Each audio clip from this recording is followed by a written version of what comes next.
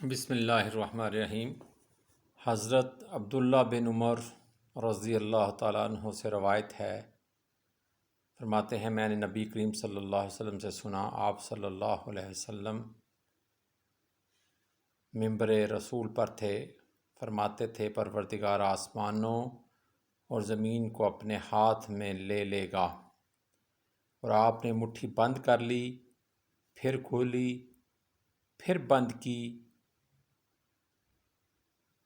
پھر کہے گا میں جبار ہوں، میں بادشاہ ہوں، کہاں ہیں دوسرے جبار، دوسرے متکبر جو اپنے آپ کو جبار سمجھتے تھے؟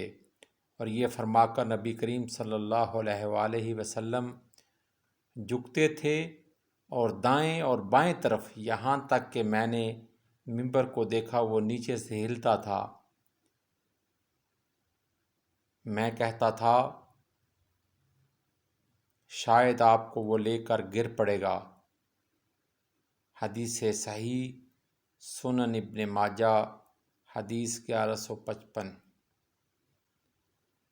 اللہ تعالی ہم سب کو دین پر چلنے کی، عمل صالح کرنے کی اور اللہ کی رضا کی توفیق عطا فرمائے، اور روز محشر اللہ تعالیٰ کی رحمت کے نیچے رکھے، آمین۔